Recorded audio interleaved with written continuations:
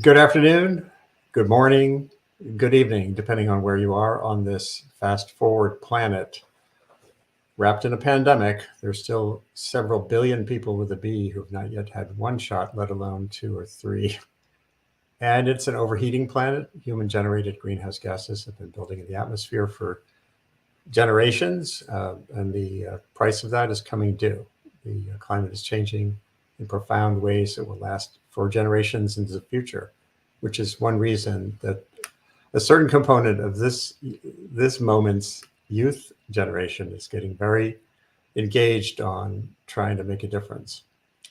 And it's also a planet now facing potential global disruption from the ongoing invasion of Ukraine by Russia. And this has implications for climate, for so many other things, aspects of efforts people are making to make the world a better place. So that gets to this point that we're in a systems problem.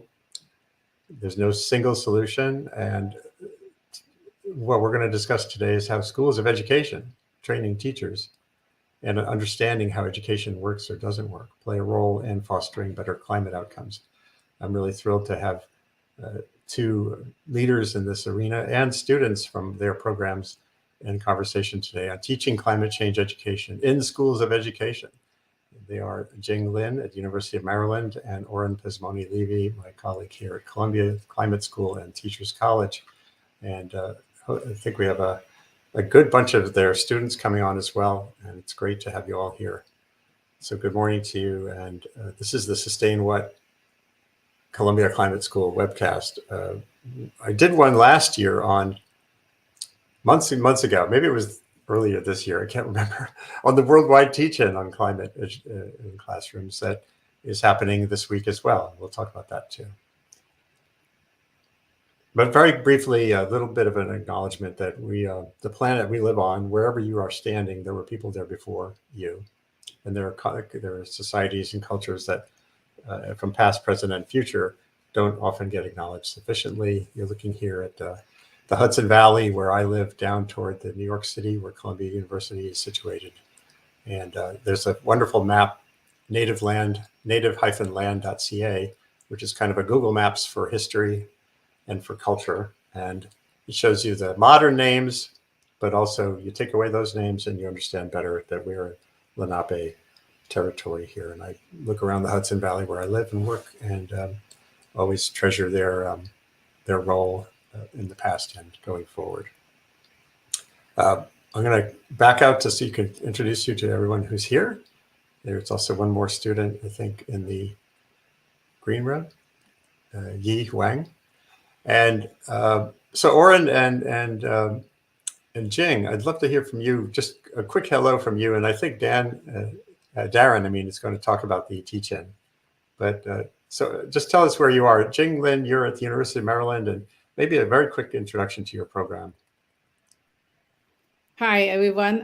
Yes, I'm Jing Lin at University of Maryland, College Park.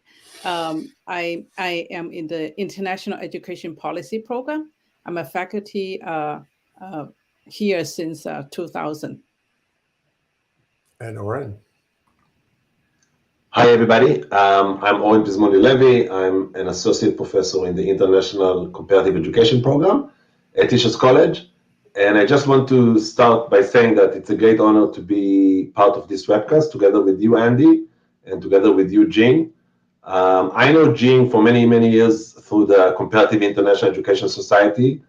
And I always find her work to be challenging and inspiring because it's very different than mine. So today in our conversation, I really hope that we can show how you can come to climate change education from very different perspectives and do wonderful things from the respective perspectives. So I'm really excited about this conversation. That's great to hear. And I'd love to bring together sort of overlapping but distinct perspectives on issues are really important. All these tough questions that we face.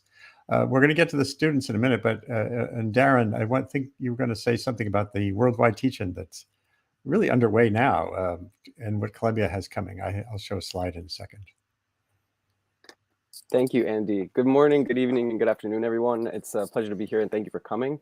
I just wanted to share a little bit about the teach-in. So there are Bard College is hosting a global teach-in, and the Columbia community is hosting its own iteration of that at Teachers College. It's going to be on March 31st from 6 to 8 p.m. and at the Smith Learning Center. So all are invited who are part of the Columbia community. And for the first part, there will be clubs, initiatives, and centers who will be presenting the intersection of their work and climate change and sustainability. And for the second part, we'll have a panel of esteemed faculty who will be joining us to talk about the intersection of their research, their academic disciplines of health, psychology, and education, and speaking about the intersection of climate change and how they see the institution of Teachers College evolving to become a greener, more sustainable, and equitable institution by 2030. So I hope to see you all there. And thank you so much for allowing me to present on the behalf of the teach-in, Andy. That's great. And it's pretty exciting what the BARD has initiated with partners, including Columbia. This worldwide teach-in is underway.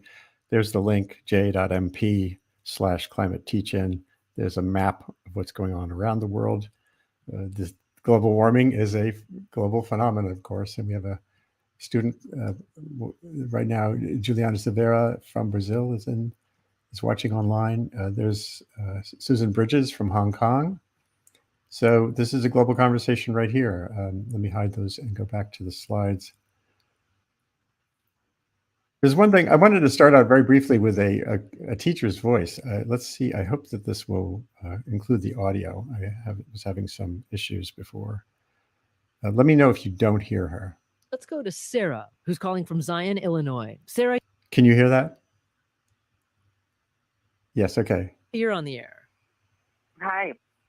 I'm an elementary school teacher, and this issue is the most stressful issue for me as a teacher because we do not address it hardly at all. And I mean, it is in the curriculum a bit for science, but then we just forget about it and move on to other things because the school districts are so microscopically focused on test scores, reading, writing, test scores. They don't want to do anything else. And plus, it's a little bit of a political issue because very few, from my perspective, very few teachers, administrators see this problem as such an urgent problem. And and also in elementary school, these kids could so easily it's just so depressing. I mean, we teach them about endangered species that are just going to be gone in a couple years. And at the same time, there's such a great opportunity to get them involved in hands-on activities that would get them in touch with the natural world. They could go outside and build a garden. They could do little things that could help. But the districts no districts that I know are interested in doing any of that because they don't think it's helpful for raising their test scores. Well, Sarah, thank you so much for your call. Tom Mayer was. So that's quite a commentary there from a teacher out there in the world in classroom. These are tough issues. She mentioned several things. Kids getting paralyzed by just the momentousness of the problem, the politics around it. Parents, teachers are caught in the obligations teachers have just to get through the day, just to do their standard, requirements to meet standards. So that's quite a load. So how do teachers' colleges as schools of education play a role in changing this? Maybe back to Oren and Jing, and then we'll get some of the perspectives from the students. What is the role of a school of education and the role of teaching climate there in changing this landscape? Maybe I can start. Sure. I think all schools and all universities, right, all levels of education need to play a big role in climate change education, right? Because this is a existential challenge, right, for the humanity and for other species. But I think, as the teacher said, because of the of the system we set up, right, that's very how should I say, right, instrumental, trying to meet the capitalist, right, economic ethos, right, creating competitive docile workforces. So climate change education is brushed aside. I see that in universities, right, there are a lot of rhetorics, but still, because silos, right? And separation of disciplines and so on. Climate change education still is not like an integral and powerful force at all. I can say that. So what we try is to do is just a little bit, and that's what I want to say, just a little bit to, like in my own effort, is to create this course that we can, look into this issue, and really in my passion is to to activate our voices toward climate change education, and to open the heart to feel for nature and work for nature. So that's what I try to do at University of Maryland. I saw that in your syllabus, Jing Lin. You have some powerful quotations from that step back from the specifics of climate change and talk about philosophy. There's a Buddhist teacher. There's Thomas Berry writing The Dream of Earth. You have in your syllabus. He talks about how human cunning has mastered the deep mysteries of the earth at a level far beyond the capacities of earlier peoples. We can break the mountains apart, drain the rivers, and flood the valleys. We can turn the most luxuriant forests into throwaway paper products. So you clearly are trying to kind of get into how this very specific thing called climate change relates to what some call the Anthropocene, this period of human potency. So Oren, how do you sort of capture your approach? I think very similar to Jing, I envision this class as a space where students can play with the idea of climate change as a movement that is really trying to challenge what schools are doing, schools of education, but also K-12 spaces.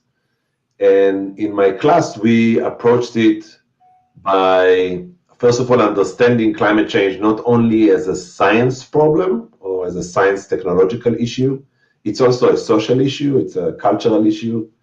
And also we expanded the notion of education not only to the K-12 and not only to learning the facts or getting the right attitudes or behaviors, but also thinking about the intentional effort to spread disinformation around the climate and the climate issue, and also how people outside of K-12 think about climate issues for looking at public opinion or public discourse. So I feel like Jing and I are in a very unique situation because we are in international education programs. We are not necessarily limited or constrained by any kind of statewide requirements for what the curriculum should be. We have a lot of degrees of freedom, so to speak. And that's what allowed me to create a class that really brings together multiple perspectives. And the students can talk about it, about their own experiences on how each student, I believe, found a way to connect to the issue of climate from very different angles. Not everybody needs to come from the sciences. Some people can come from the arts, some people should come from culture or politics. It's totally okay. So we can hear more from the students about that. Absolutely. But I really think that our programs are unique because they're really challenging the education system in the US to think beyond the nation state. Right? To think about all the factors that shape what we do in education beyond the politics of blue and red, conservative liberals in the US. There are other forces that shape it. One of them is climate. Right. And how much, there's two things that really interest me about the climate problem. And they relate very much to education models. And then we'll get to the students. One is, you act locally, ultimately. You can act through building communication links to other locations. You can work with someone in Ghana on, solar energy expansion. But ultimately, the learning, that place-based learning, right, is a big deal in your world. And yet you have the place being the whole earth at the same time. So how do you meld the online connectivity with what can be done on the ground in a specific community or even in a school, within the system of a school, to make it more energy efficient? Maybe we'll get to the students on that. If do any of you just sort of wave at me if you want to weigh in, those who are on screen, and I can we can hear from you. Does any one of you want to get at that, the local versus global part of this? Well, I like what you said about place-based teaching. I think that's really critical. And the fact that it crosses more than just a science discipline. So I think that's one of the big things we need to get out there to get climate change integrated into other subject areas. By the way, what you just said is exactly what the news business has been trying to do. So that a story on fashion or a story on food or a story on real estate isn't just about those things, but it integrates the same thing. So everyone's working on that same problem. I'd like to, yes, Sarah. Hi, I just want to jump in, and I hope this doesn't shift too much from your question, but it did make me think. I think actually, at least for me within our course, when thinking about the local global issue, I actually think that question sort of transformed into and relates to the issue of individual versus collective versus governmental, or a sort of a supranational responsibility. Because I think, again, there was this thread, at least for me, of how much we should be focused, or what kind of what the difference in burdens between for children and for students of those who are thinking about their local individual responsibility versus how they should be communicating with, or how they maybe should not have that burden to communicate with sort of the larger global powers. So again, that's not an answer to how we do it, but I do think that is how, for me at least, that question has resonated. Oh, and Buffy, where are you situated? Or which school are you at? I'm at the University of Maryland College Park campus, and I'm in the PhD program for literacy and learning. Great. And I think Erika has a comment or a question. Erika? Maybe I missed. I thought you were waving. Okay. Well, back to you, Oren, and Jing, on one thing, which is, how does this play out? You know, what at Teachers College and at the University of Maryland, how does the climate component fit into the big scheme of what you do? Like, just take me through what a student of education is learning and how the climate component fits in. I'll start. So unfortunately, I don't have good news. I can say that every student at the college is now getting at least one class on issues related to sustainability or climate. But I do have some good news, okay? And that's from the work that the students did in my class. I didn't plan it. This was the first time I was teaching this class, and I decided that we are not going to do a community project to try to do something big, because I felt like this project, and I shared with the student, I felt like this project most of the time failed, and I got tired of that. So this time I said, let's just cover the material and do a lot of activities, and we went to the protest march, at the protest during the climate week, and we had a lot of guest speakers in the class. It was very interesting class in terms of the content. But then the students started this idea or a movement that they want to challenge TC to do better on climate, if it's in terms of investment, facilities, and also the curriculum. So I don't want to speak on behalf of the student. I will let them say a little bit about what are they doing now in order to change the system. And I can tell you, Andy, that they have more success than I had over the past 10 years. I've been trying to push my colleagues to do more. But one amazing presentation that students gave to the leadership at the college, where the president was there, the provost was there, and others, and then to the larger faculty, really mobilize now a critical mass of faculty that are looking for ways to integrate sustainability or climate into their curriculum. So next year, I'm expecting that we are going to have at least 5 more classes that doesn't necessarily focus on climate, but at least mention the issue and at least do something productive with it in terms of 1 week of reading or one class session. Andy, I'm not sure if you want to hear about the activism right now or later on, but I think that was a very inspiring moment where the student really took their passion and went with it. It was great. That's fascinating. I want to show one of the projects that the University of Maryland students have been working on. I'm not sure who on camera has been involved with this. That's Buffy. Yeah, maybe you can speak a little bit Yeah. about what we're looking at. Right. I also want to echo like Oren that the first the bad news is that climate change education is not central in the College of Education. Every program has required courses that are all students have to take. So there's very little wiggle room for a course on climate change education. But the good news is that although the class is small, we have incredible students. They're incredibly creative, incredibly passionate about nature, and they have this nature what is it, journals that they produce. But most importantly, the class engage in the projects and activist projects to save the Guilford woods. That was the wood that some companies want to cut down. It's like almost 1/3 of the last piece of forest around campus, right, to build housing.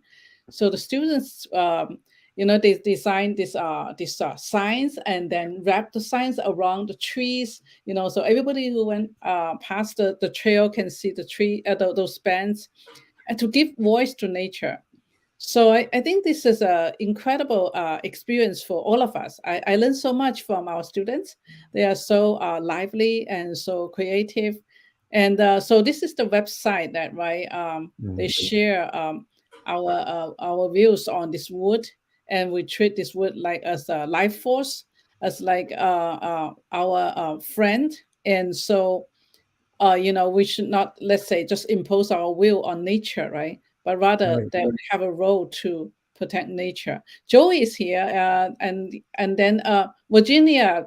Virginia, I see, has been involved with this too. Virginia plays big role in this, designing the signs and so on, and Maha and Anna and Emmanuel and Joanna, and so everyone in the class was actively engaged, and the signs are still there. They refresh the signs, and they have Instagram accounts and so on. So yeah, it's really an exciting, project that they engage in. Virginia, can you unmute and maybe speak a little bit if you're able to? Yes, and I'm sorry, this is the first time that I use this platform and I don't have a picture, but you saw my face there. I'm right there with Dr. Lin. So for me, this class just gave us so much courage and knowledge to go ahead and be an activist. I was really blessed to be Dr. Lin's class with all these students, because what we wanted there was to give voice to the trees, because it's not that we don't speak their language, but they're speaking, right? We believe that nature speaks to us in many ways. So we want to translate, tree talk into English, and we just put some sentences that will reflect what we think they're saying, because they want to be safe. They don't want to be dead. They want to be breathing just like us, the same air. So for me, I think the way that this class was taught just gave us the freedom, the courage, and the language to understand how important it is. We did walks, we did meditation. Like Buffy is there, like hugging. She's a big hugger, not only tree hugger. So we share love for nature. We share love for each other. It was just incredible. So thank you. It sounds like this forest is in some peril. This is a project to save these woods too. It's not. Is that correct? It's not protected yet, or? That's correct. It's still in peril. They just stopped. We believe it's just a marketing thing, so people forget about it. We don't forget about it. The signs are still there.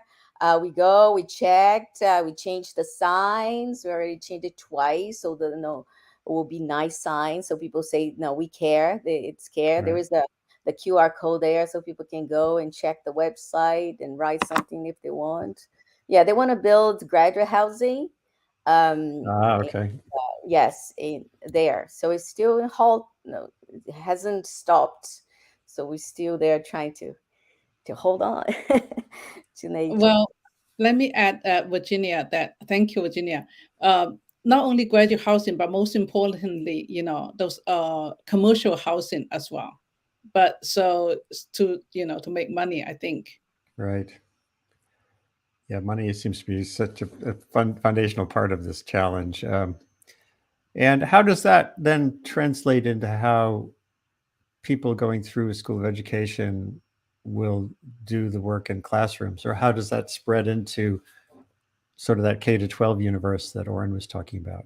That project with the forest is a good example of here in the Hudson Valley, the Haldane School has a school forest, and they've put in signs. These are K-12 kids, and they get very engaged with that. Now, I don't know then, once you've done your own project like that, how does that then spread into how you think about teaching in classrooms in the future?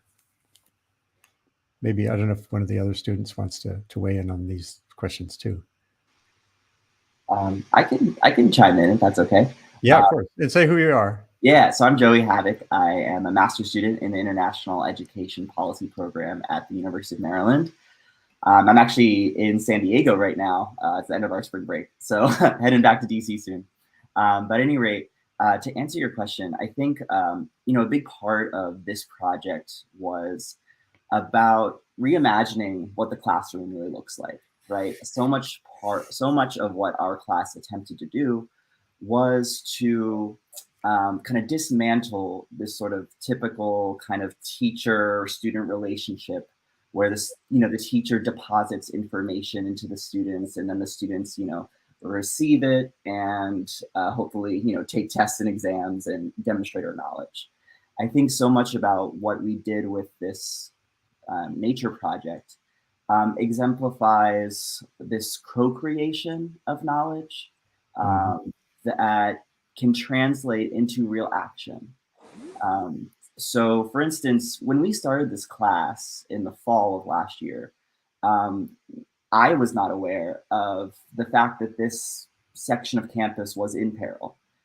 This was actually, even though this was a long-standing project from the university to deforest a massive part of the green space on campus. So it makes me think about, as an educator, how can I continue to give voice to the students to create something that's meaningful, right?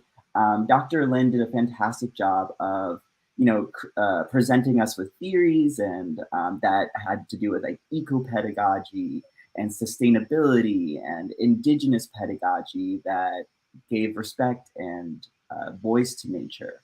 And with that, we found a problem in our local environment that felt like we could do something. So we enacted this Voices project with the trees. I know other folks started conversations within their own kind of sections of campus. I personally sit on the graduate student government, so we passed legislation to continue this conversation. And ultimately, what I think it does is it gives students an opportunity to recognize how these systems, whether they be capitalist, whether they be oppressive in some manner, are kind of infringing on our educational freedoms. And then going the next step, okay, we have understood that. Now, how can we do something about it, right? What is something we can do on our own levels? Which I think is what this upcoming, these upcoming years are going to be all about, right? The science is there that we know, right? Environmental disasters are going to be increasingly worse. So it's this opportunity to give a sort of reclamation or a sort of empowerment to classrooms to do something about it. Yeah, that's just fantastic. I'm really struck by this morning's audience. We have folks, as I showed a little earlier, coming in from Nigeria, from the Adirondacks, around the world. And I wanted to ask the next question, which is, how do we maximize the potential for global connectivity with the kinds of actions you're talking about? Obviously, Fridays for Future, which just happened, is an example of social media that helped to link young people all around the world. Fridays for Future has been a great stimulus, but I keep thinking about, okay, Mondays for action. In other words, how do we move from striking on a Friday to changing things on a Monday? And what's the role of connectedness there? You know, if you could speak to Mujida Ajibola in Abuja, Nigeria right now and say, what can we do together that we can't do individually about energy choices, for example? Is that already something that's part of what you're looking at in the two programs, or is that something that's the next step? And again, if a student wants to weigh in too, that's fine. Just sort of wave your hand. But certainly Oren or Jing, you can weigh in on that too. Do you normalize integrating the potential to have your students connect directly with students or teachers in these other parts of the world? I'll answer your question in a minute. I just think that we should stay a little bit more on the activism, because one of the differences between Jing and I love it. This is something to celebrate, right? Is how different we are epistemologically.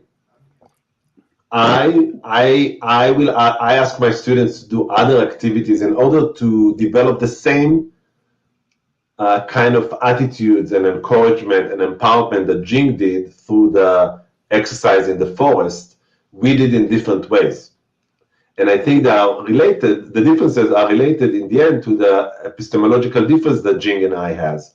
We both care about the climate, but we come from very different perspectives, and that's something that I would like us to stay a little bit more. And I think the example will be if maybe one of the students from Teachers College can speak about what they've done. Because we didn't go to the forest and hug trees or put signs on them, which is a great activity for next year. But Noah and Ye and Susie and Sarah can maybe share a little bit about what they've done locally to manifest this global concern about climate change. So maybe one of you would like to start, and then we can talk more about Andy's question. Andy, I'm sorry that I'm taking over a little. No, of course. No, I'd rather step back. Go ahead, Susie. I can start. Thanks, Oren. That was great. I've been loving this conversation so much, and I think it's a really important reason to have it, because what is the role that schools play in either supporting students that are learning about climate change and also giving them the information themselves? So through what Oren mentioned a little bit earlier, in our class last semester, we created a petition to get Teachers College to create better infrastructure for climate change education. And so that was a structural issue as much as it was an education issue. And I think one of the powers of teaching is saying that this isn't just an individual action issue, and the connectivity that we can see across the world through digital media, through social media, is saying you deserve better to teachers, students, and people all over the world. And so part of the petition we said was to get Teachers College to publicly commit to no longer funding fossil fuel projects or private prisons, to create a better infrastructure for climate change education for the incoming teachers at Teachers College. And the third one was to update the physical infrastructure of the school. And one of the really powerful experiences that we had was when we were standing in the hallways, asking people to sign our petition, asking them to scan our QR code. People had said, oh, I thought we already did this, because the people and the cohorts that are joining our school are living in a climate changed world already. And they understand that institutions have power to change the policies that, construct their day-to-day activities. And the fact that, the infrastructure of our school didn't reflect that was a disappointment to a lot of the students that were there. And so from what we learned in Oren's class, which was how to live well in a place and the transdisciplinary nature of climate change education, we knew that we had to take it one step further. And so last semester we stood in Teachers College and we got 728 signatures, which was enough to garner attention for the board and the president of the college. So it was really cool to go from a classroom setting where we're learning the pedagogy of why integrating climate change, integrating support systems, and integrating intergenerational learning was so important in schools, and then to be in a school ourselves where we could make our voices shown. So I really loved the hard application on the ground of what we're learning on top of the community that we built within the classroom. That's a great example, certainly. Hold on. Can yeah, jump sure. Add to that. Yep. Yeah. So my name is Noah. I'm also a Teachers College student in the International Comparative Education Department. Attended Oren's class last semester. And I think it's important to note, Oren was not asking us to go out and petition, right? That's an important note, that as he mentioned, it wasn't a class assignment. It came from the students. However, it did get enough space in our class, 5 minutes of activism, he called it, to get other people to sign. So we received a lot of support within the classroom and outside of it. But it really came from the students as part of, I think, what we're learning in class. And to me, another example of, and going back to Andy's question about how we translate that to go out of the higher education realm and into the K-12, we had 2 people from the Office of Sustainability in the Department of Education of New York City coming into our class, speaking to us, which was for me very eye-opening, just to see very inspiring people working for the local government, and eventually got me involved in a project with Oren now, where we are trying to collect resources that already exist in New York City. That the city is doing a lot for climate change and climate change education, and it's spread all over the city, but we don't necessarily know about it. And we know that teachers and educators lack the resources. Andy, you put the first bit in the beginning of our conversation of that teacher that was like, I want to be doing something with this, but don't have the resources. And we know actually that that's across the board a problem that teachers have, that they don't have the resources. So we're trying to get all these data points together and then get them back into the community for K-12 teachers and sustainability coordinators, and generally, frankly, the public, to be aware of what's going on in the city, and both maybe take use of it, but also just be more educated about what's out there. That's so interesting. You mentioned the value of getting the community engaged too, and that's so critical, because kids are learning from their parents as much as from their schools, and vice versa. Schools are influenced by what the parents are thinking too. So spilling it into the community is important. I actually want to turn back to Nigeria, because Mujida has been posting a really interesting point here that might be the source, lead to a partnership. Mujida Ajibola says, we're thinking of more innovative ways of teaching climate change beyond class teaching, more into exciting ways of teaching and learning that actually inspire learners to take action, not grades. Boy, does that sound resonant, huh? And she says, we will be happy to have platforms such as this for knowledge sharing sessions to discuss ways of effective climate change education and curriculum integration in our context. Mujida, this is an open call from me, an invitation to organize a subsequent episode of Sustain What, where you can come on. We can try to link Maryland and Columbia with African educators, or we could limit it to Nigeria if there's a network there. So again, how does that feel? Jing, you want to weigh in a little bit? And then I see Oren, and I see a couple other people want to. Oh, Susie wants to say something.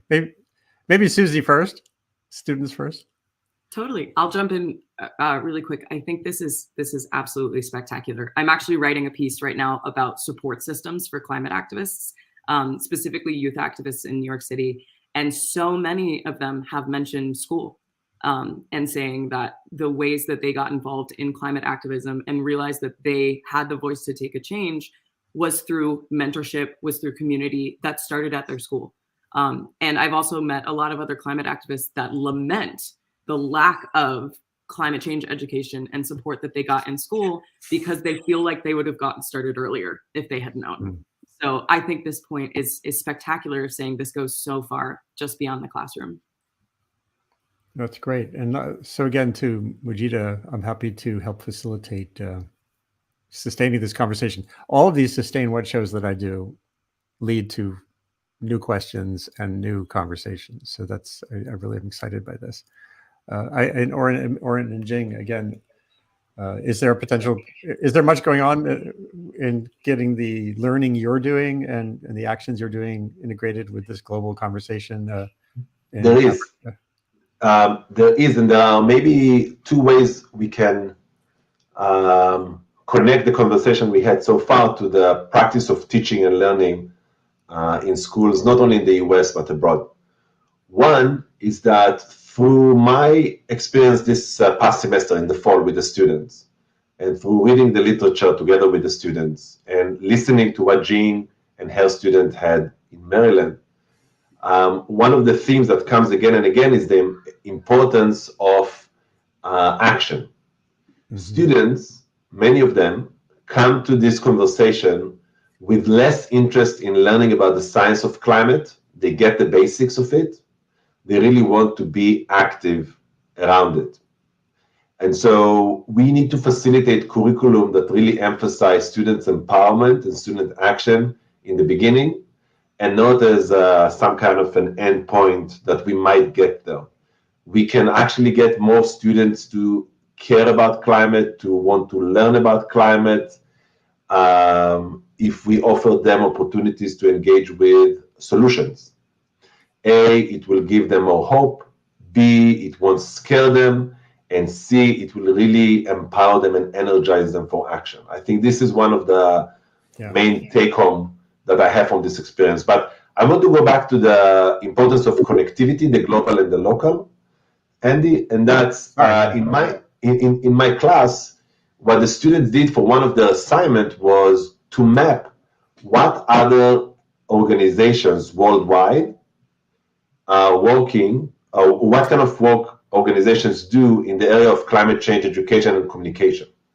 They had to choose a country and then to do a lot of searches using Google or other platforms to identify these organizations, with the hope that we at Teachers College will create some kind of a map, like the Brad College map about which activities are happening around the teaching, to do the same kind of service to the community by connecting NGOs, universities, and other entities worldwide that do this kind of work.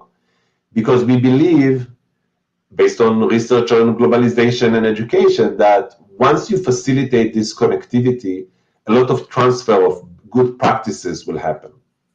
And once you have this pool of actors connected, or at least you know who they are, you can start map out which areas are missing. Right. Or which needs different organizations in the Global South have that organizations in the Global North can support, and vice versa. I believe that there is a lot we can learn from organizations in the Global South when we do climate change education and communication in the North. So this is one of our contribution to this effort, by mapping out who is out there and learning about what they do and what they need. And with the hope that Teachers College and other institutions like Maryland and others will join this effort in supporting these NGOs and supporting their work. I want to say a platform for exchanging, right, pedagogies and ideas, right, and materials for climate change education, and also university and K-12 schools, right, collaboration. That's really a fantastic idea. And also collaboration between, let's say, US and other countries, right? That's really a fantastic idea. I think we'll have it, the graduate assistants who can assist in this kind of efforts, and folks from this class, right, that they took also will join the effort. I want to also say that, there's not only the global and local connection, but also the inter and outer world connection.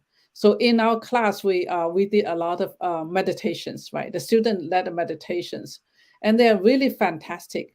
They, these practices, right, they are short, but they open our heart and spirit to nature, not just relying on, reading and thinking in the mind, but a lot on, the connecting the heart and the spirit.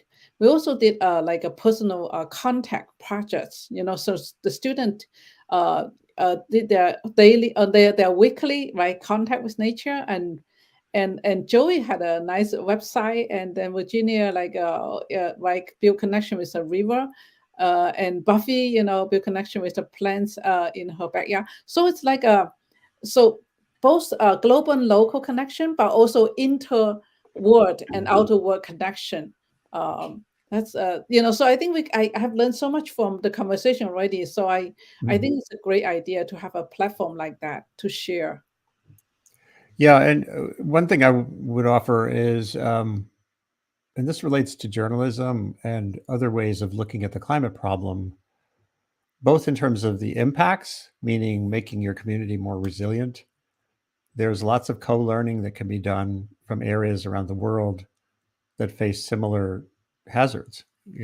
There was an amazing project I wrote about a long time ago in the New York Times, where actually there were young educators from England who got a grant to go around the Atlantic Ocean to Nigeria, Nantucket, Massachusetts, Scotland, and they were building a simple learning experience for students looking at sea level rise. So, what does a meter of sea level rise mean for your coastal community in those places? But then they used Skype. This was like 2010 to connect these students in Nigeria and Nantucket and with each other. So they're building that several things: empathy. They're learning each other's feelings, long distance, and just sort of different approaches to the same problem. So for adaptation, for resilience, it feels important. And then on energy, especially again thinking about Nigeria, where Mujita Ajibola is from, they're still most of the population of Nigeria is still burning wood or biomass to cook their meals, and sometimes fossil fuel might be a better choice in a country like that than that old method, which is killing people through the pollution. And that builds more of a sense of the complexity of these kinds of problems. So having that ability to cross-connect learning feels truly like the best of the internet. We're all tired of this wall of glass between us and others, but it does open up as well new possibilities. We're getting toward the end. There are some other questions that have come in. Amy Compton says, hold on. I'm curious as to how you see the relationship between climate change education and education for sustainable development, sustainability. What terms should we be using? We're at the Columbia Climate School. I actually have some issues with that because it involves so much more than climate getting through this century. But does this create headaches, having to think about more than one thing at the same time, or is this really important? I see some engagement there. I don't know. I'm going to ask Ye to respond to this question because she made comments about this in class. We talked quite a lot about how the movement is evolving and what's the issue there. Maybe Ye would like to share something. Yeah, thank you, Oren. In our class, I think our previous the name of our class is sustainability education. Then we decided we need to focus on climate change because climate change is such an urgent and important issue for us. So during the whole past semester, we have been focused on climate change education. I think for now, in my personal opinion, I think climate change is becoming a more important issue for us to focus on and use this as a starting point to try to engage sustainability development. Yeah. And so I have one thing to say, and that is, I think that the bottom line as educators and human beings is we need to fall in love with nature. We need to be in nature. We need to get our students in nature, and our communities as well. We kind of overlook that. Why aren't we having lunch in nature? Why aren't we having families gathering in nature? I'm doing a literature review on that right now, and it's just fascinating, the elements and opportunities to do just that. And once we do that, I think we start to build a camp of people wherever we are to engage and be part of our beautiful learning space, to which there is no cost. It's free. We can learn in nature. Yeah. Free. You're reminding me so much of something that the great biologist Edward O. Wilson said to me in the last interview I did with him when he turned 90, before he passed away this year in end of December. And he said he has all these PhD students coming into his office asking what they should focus their dissertation on. He says, go out the door, look down, pick up some dirt. Your thesis is right there, because there's a wilderness in soil, even right there in Cambridge, Massachusetts, where he was. So that feels really important. There's one other thing I want to broach, just because it fits here so well. And anyone else come in with a quick comment if you can. I'm just going to show you something. This is in New York City, at a school in New York City, a public school in New York City. I was so excited to visit a number of years ago, and make sure I have the right link. It's the High School for Energy and Technology in the Bronx. And this is a specialized curriculum. These are students in one of these schools. It's like a sort of a magnet school. And they were, part of their learning is to go to the boiler room of the school. They go into the boiler room, and their lecturer for the day was the custodian, who would lead them on a tour, show them the system. This is kind of the inverse of getting out in the nature. It's getting into the system of the buildings that you're learning in. And it was so valuable to see students understanding from and crossing these cultural barriers with people who work in the school who are not teachers. I would love to see, and that's something that can happen everywhere too, just as with getting outside at lunch hour. It's really excites me as another possibility. Every school is a system, and then every home that you go home to is a system as well. And that feels like another great potentiality. So now it's the time for any last thoughts. We have, 5 or 6 minutes. We can go a little longer if need be. And Erika has been in the green room because we can only have 10 people on screen at any one time. So I didn't know, Erika, if you want to come on and say something, I'd have to temporarily put someone back in the green room for that to happen. You could wave at me and let me know. Andy, I want to come back a little bit to the previous question about climate change education and sustainable development. In our class, right, we don't try to differentiate these two, right? But rather we spend a lot of time deconstructing the idea of development, which is linked to capitalist greed, which is linked to anthropocentrism and the Anthropocene. And then from there, we talk about what is real growth, right? That's then the integrate, holistic learning, and then, and this love for nature, right? And compassion in our human society and equal justice and so on. So yeah, you can really go very deep into these concepts, right? And then you can see a lot of things that we need to deconstruct, right? That's still holding our society together. So I just want to go back to that. I think that's a very important question. It is indeed. Now, Erika and Emmanuel, you've just come on. If you had some thoughts, you've been very patiently in the green room having some of the nice coffee and donuts. Okay, thank you very much. My name is Emmanuel. also PhD student in the International Education Policy here at the University of Maryland. So apart from the projects that my colleagues and Dr. Jing have talked about, I also from a global landscape did a preliminary study with the youth activists back in Kenya. And just really my objective was to highlight the role that youths are playing in climate change mitigation, and really going through that project with them and coming up with the designing social media platforms, Instagram groups for them to highlight the challenges that are happening and ways in which they can support the situation was really important to me.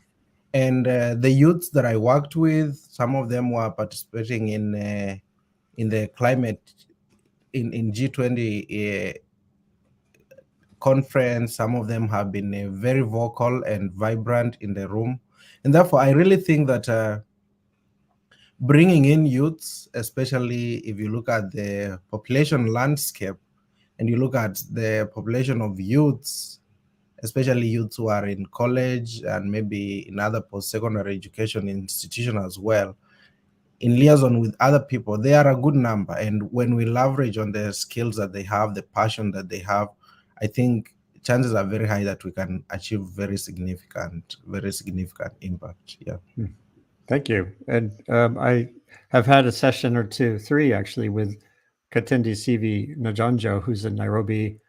She's a futurist working with students in Africa to build kind of a future lab.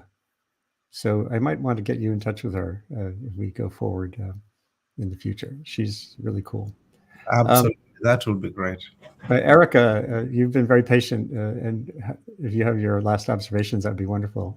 Just unmute. Sure. Can you hear me now? Yeah. Okay, great. I'm so sorry my computer crashed earlier. My name's Erika Kessler, and I'm a doc student at TC, now in my 5th year, and I'm currently doing data collection. And my dissertation is looking at the roles of schools in various ways with youth climate activism in both New York City and in Stockholm, Sweden. And I came in with this hypothesis that schools can serve multiple purposes, not only as like a socialization or a trigger for kids to get active in the movement, but also schools can serve as either a tactic to demonstrate the need for action, target, tactic, or a target. I have 3 T's: target, tactic, or trigger.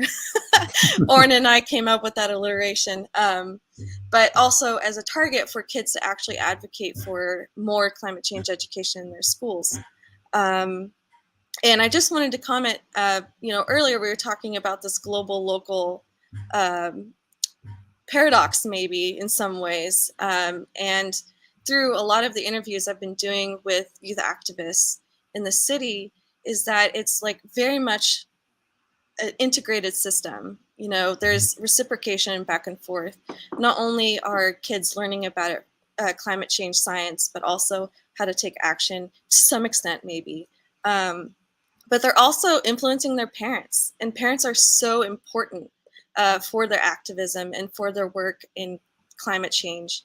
And in fact, are informing their parents and pressuring their parents to do work. And I'll just give this one quick anecdote. Recently, I was talking with an activist in Queens, and she was telling me that she was able to get her dad to get her a meeting with the CEO of the company who works in. And the company is now doing a lot more work in divesting fossil fuels and implementing a lot of like green stuff in the company. And so not only are they trying to change schools, but they're also changing elsewhere or targeting elsewhere. And so this global local thing, I think it filters through and it filters up. And Oren, I think, can talk about this a lot more, but we've also seen that teachers might think about climate change and sustainability from the international level. ICC or the big reports, the global reports, and the SDGs are often on their mind, as well as like local policies and issues like Plan NYC, the citywide effort.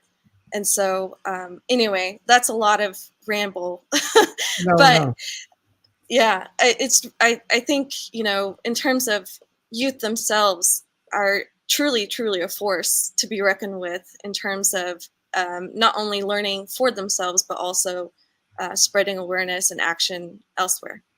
Thank you.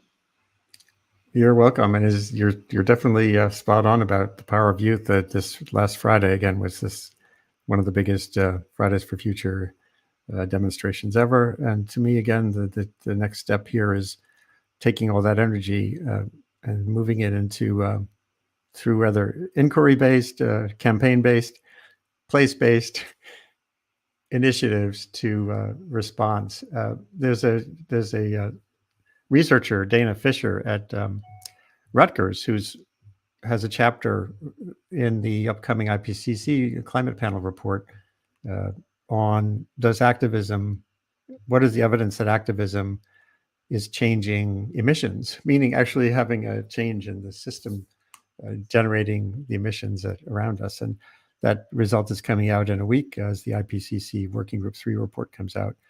But this has been a wonderful conversation.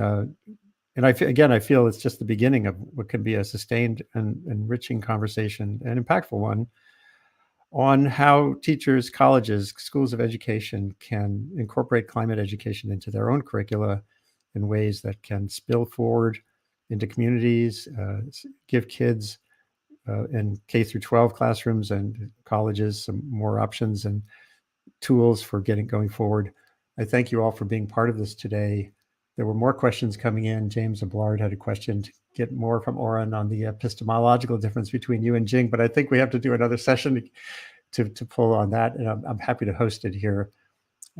So this is the end of today's edition of Sustain What, the Columbia Climate School project that I started early in the pandemic as a way to engage where complexity and consequence collide in pursuit of solutions. And I think everyone who's been on this call this morning from the two programs at the University of Maryland and Columbia's Teachers College is demonstrating amazing capacity we have to change for the better. I hope people can tune in to the global worldwide teach-in that's happening these next few days, including the Thursday event at Columbia.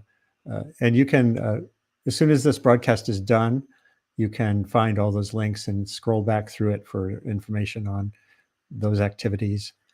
Thanks again, Oren and Jing and all your students for being here today, and to all the great people who joined us from afar, from all around the world. This is a very rich conversation, more to come. So thank you all. Thank you, everyone. Thank you so much, Andy. This gets archived right away and can be shared on all those platforms, LinkedIn, Facebook, YouTube, and Twitter. So take care. Have a good day. Have a good week. Thanks, Bye, everyone. everybody.